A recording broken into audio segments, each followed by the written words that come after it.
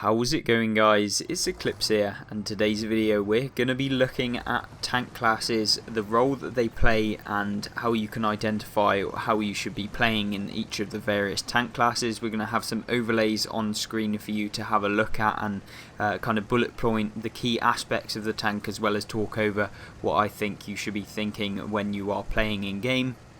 I think there's no specific way of me saying, this is how you're going to be a really good player in a certain tank class, but I'm going to give you some brief pointers and ideas that you should be thinking about when you're actually using those tanks and what you should actually be doing in game, because I've found that a lot of new players maybe don't understand the role of a certain tank class, and maybe giving them a bit of a highlight and some gameplay in the background might be able to show them exactly how they can play those kind of roles and really make their games so much better than the way they might be camping in a light tank at the back of the map.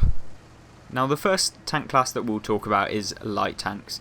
There'll be a list on screen, as you can see right now, that will show you exactly what light tanks, the key aspects of them are and how they can be played.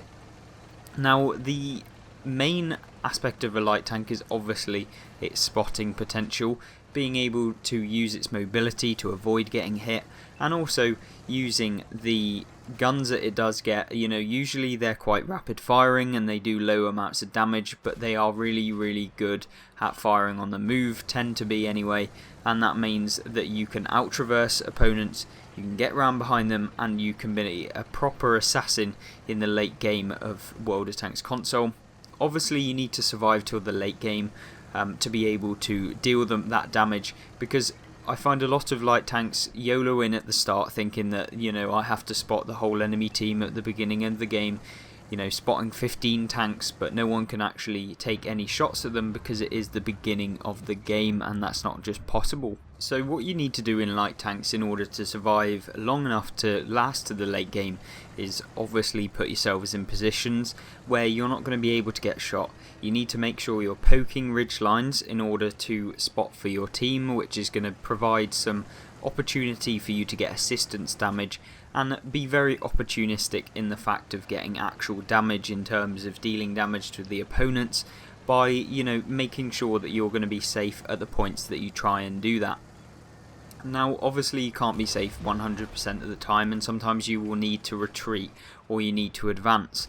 Now, that will happen primarily in the late game or late middle game of World of Tanks, and that tends to arise where you can actually single out opponents and be able to use your mobility and also your knowledge of weak points to be able to track opponents out in the open and use your mobility once again to be able to get round them, shoot them in places where their armour is weakest, which means you won't have to fire premium, or you might not have to aim for weak points necessarily if you're shooting at the back of tanks, and basically be a real nuisance at the end of the game.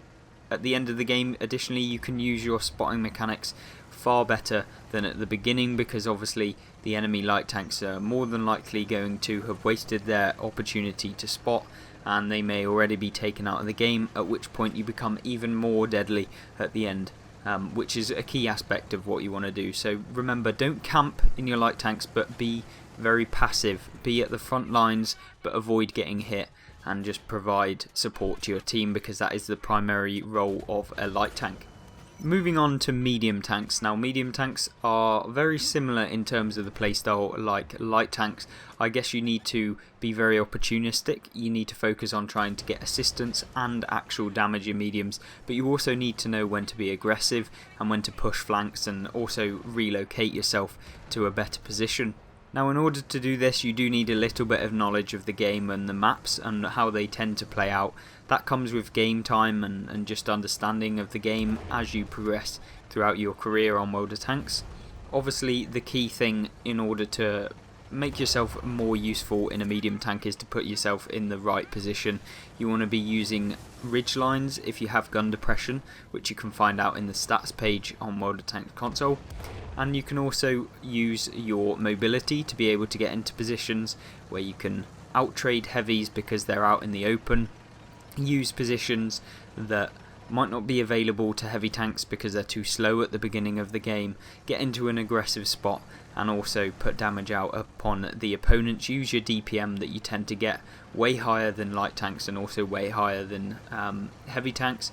So use that DPM, use your knowledge of weak points, and make sure that you're constantly dealing and being aggressive to enemy tanks.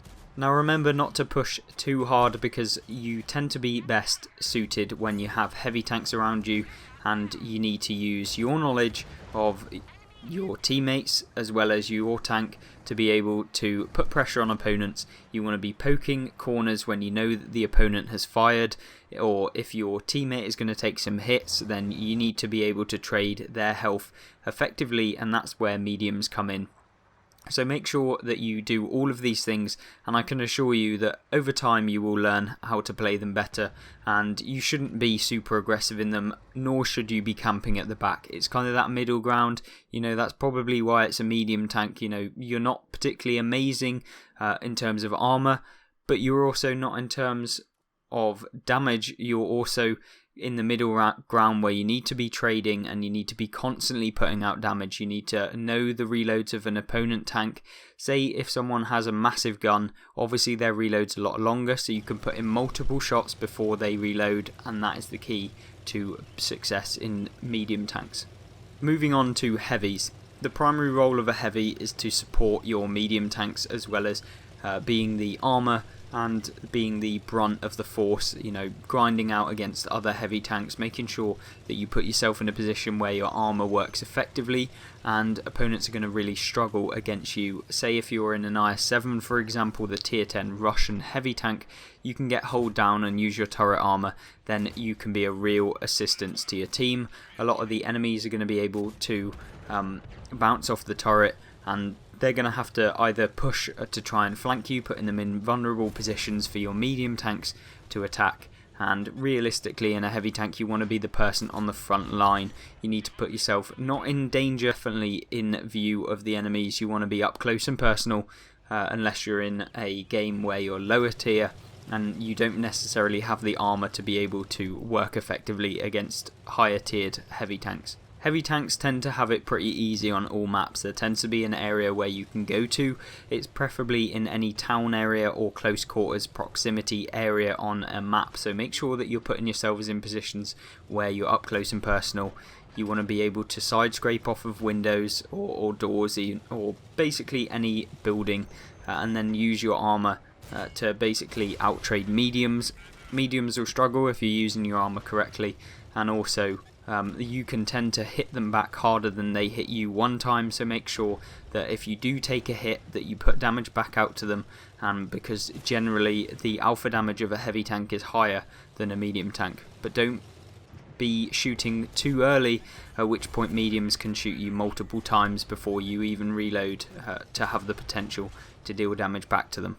Tank destroyers, on the other hand, can be played in a much more varied way. So you can either be a super aggressive tank destroyer, or you can be a very passive tank destroyer where you're working as only support, and it really depends on the size of your gun. If you have a small gun that fires rapidly and has high DPM, you want to be putting yourselves in a bit more of a support area, because what happens is if you get spotted, you tend to get focused and you're out of the game very, very quickly.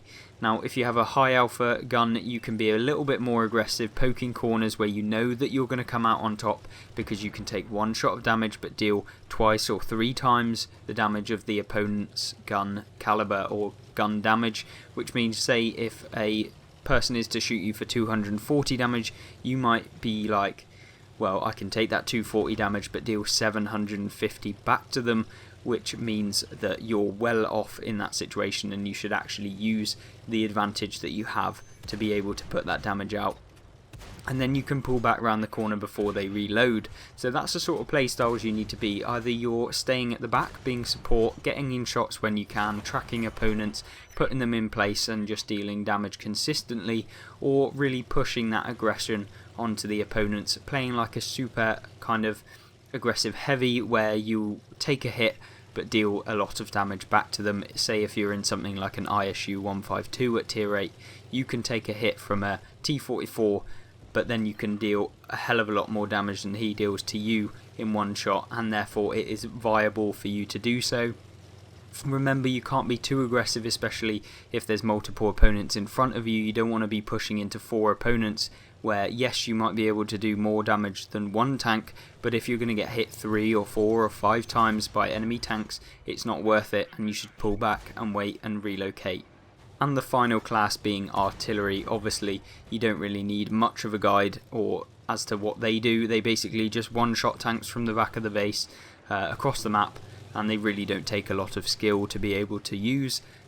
You've just got to basically protect yourself in an artillery. You know, a lot of the time you're going to get shot at by opponents when they YOLO your base or at the end of the game. So basically prepare yourself, look at the flank that you think is going to fall first and focus opponents on that flank.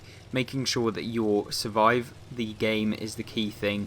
Focus areas where you know that the flank is going to fall or needs protection, or if you've, say, 3 tanks from your team have gone in one direction and 5, 6, 7 tanks on the enemy team have gone in that direction, you know, where you're heavily outnumbered on one flank, you need to be focusing and putting pressure on the opponents who might be in close quarters proximity to your 3 tanks, so that it gives them a bit of a deterrent from just YOLOing that one flank, winning it and then coming after you. Now, I hope that gives a brief explanation as to the roles of the different tanks in game and how they can play, especially with regards to light tanks and mediums.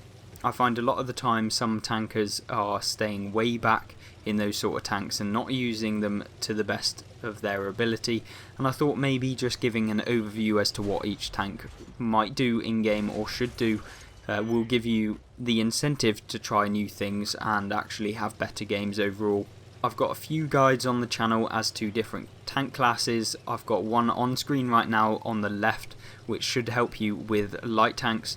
I'm going to produce more content like that in terms of how to play light tanks, mediums, heavies and tank destroyers, and hopefully that will give you some ideas in terms of actual gameplay in the areas that you should be going and how you can play them to be able to have the best games possible. I hope this video helped, and I hope to see you in the next one.